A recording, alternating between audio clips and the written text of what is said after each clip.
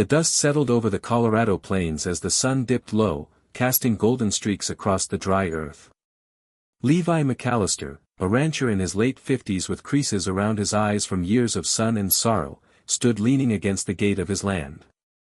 He was the kind of man who kept his words few and his heart guarded. Widowed, young and childless, his only companions were a few horses, a loyal border collie named June, and the wind that never seemed to stop whispering across the grass. That day, Levi had gone into town for supplies, but fate had a different errand for him. Outside the Rusty Spur Saloon, a crowd had gathered, murmuring with disgust and disbelief. Levi slowed his step, curious, until he saw what the fuss was about. A man, disheveled and reeking of alcohol, was shouting something incoherent. At his feet sat a girl, perhaps 10 or 11, dirt-smudged, her clothes hanging from her thin frame. Her large brown eyes were vacant, unmoving, like she had long ago stopped expecting kindness from the world. "I'll sell her. $10 and a bottle o' whiskey. She ain't no use to me, she don't hear nothin' anyway." A gasp rippled through the crowd. Someone muttered, "That's his daughter." Levi felt something twist in his chest. The girl didn't flinch, didn't cry. She just stared straight ahead like she wasn't there at all. Before he could stop himself, Levi reached into his coat, pulled out a 20 and tossed it on the ground. "You got your money. She's mine now." The man blinked, then grabbed the bill with a grin and stumbled back into the saloon, leaving behind the little girl and the stunned silence of a town that had done nothing. But among the crowd stood another man, Sheriff Thomas Granger, who had seen everything but walked away without intervening. He had turned a blind eye to that drunk man's abuse before, always excusing it as family matters. Granger wasn't cruel, just lazy and indifferent, and that made him dangerously complicit. Levi crouched beside her. "What's your name, sweetheart?" No answer. "Come on now, let's get you home." She didn't resist as he lifted her into his truck. She didn't speak either. For the first week, she didn't even look at him. He gave her the name Hope. Levi wasn't used to company, let alone a young girl who couldn't, or wouldn't, speak. At first, he tried everything. Drawing pictures.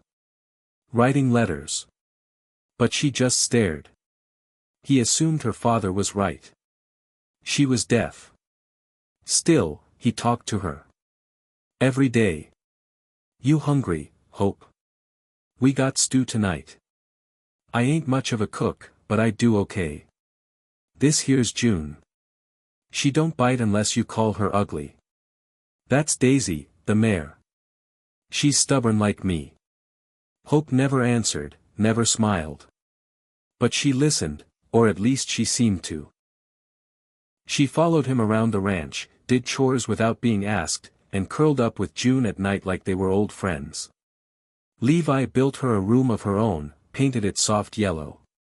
He found a second-hand bookshelf and stocked it with storybooks. At night, he would read out loud, even though he believed she couldn't hear. But something strange began to happen. One morning, as he was fixing the fence and muttered under his breath, "Dang rabbit chewed the wire again," Hope turned and handed him the pliers before he even gestured. Another time, he softly sang an old cowboy lullaby while cleaning the barn, and Hope stopped sweeping, her eyes glistening. It wasn't until 2 months later that Levi put it all together. He had taken her to the county clinic. Not because she was sick, but because something inside him said she deserved to be seen. The doctor examined her and looked at Levi with a puzzled expression. "Mr. McAllister, she's not deaf." Levi blinked. "Come again." "She hears just fine. Her tests are normal." Back at the ranch, Levi sat across from Hope at the dinner table. He spoke, slow and deliberate. "You can hear me?" For the first time, Hope looked up. Really looked. Then, slowly, she nodded. Levi's voice cracked. "Why didn't you say something, sweetheart?" She lowered her eyes. Her small voice trembled. "He told me not to. He said, if I made noise, he'd hurt me. Levi reached across the table and gently took her hand. No one will hurt you here. Not ever again. She sobbed for the first time that night. And in that moment, the dam broke. Hope began to talk, slowly at first, like someone rediscovering language. Her voice was quiet, sometimes hoarse, but there was life in it. Levi listened more than he spoke. He learned that she loved horses, had named the barn cats herself, and liked when he read books about brave girls who changed the world. She had scars. Some on the outside. Many more on the inside. One night, Hope asked, "Why did you buy me?" Levi paused. "Because no one else did. And I couldn't leave you there." She reached out and placed her hand over his heart. "You saved me." He whispered, "You saved me too." But peace doesn't last forever. One afternoon, as Levi returned from town, he found a black pickup truck parked at the edge of his property. A man in a leather jacket leaned against it, flicking a cigarette. "Name's Kyle Turner. I work with CPS," the man said. But something in his tone and the way he looked at the ranch made Levi uneasy. Turner was slick, overconfident, and arrogant. He claimed he was there to follow up on Hope's welfare. But in truth, he was an old friend of Hope's father, on his payroll when the drinking money ran low. He tried to imply that Levi had no legal guardianship papers. "You might be facing a kidnapping charge, old man," he threatened smugly. But Levi had already consulted a lawyer months ago and filed for emergency guardianship. "You take one step toward that girl again," Levi warned, standing between him and the house, "and I'll have the sheriff out here so fast your badge will melt." Turner drove off, defeated, but not before spitting near Levi's boots. A year passed. Hope was enrolled in school and quickly caught up. She loved music class most of all. At the spring recital, Levi sat in the front row. Hope walked to the center stage, clutching a violin. When she began to play, there wasn't a dry eye in the room.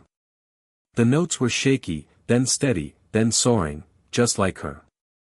Afterward, she ran into Levi's arms. "Did you hear me, Papa?" Levi, eyes wet with pride, held her tight. "I heard every note." The town that once looked away began to see Hope for who she truly was, not a broken child, but a survivor. A beacon.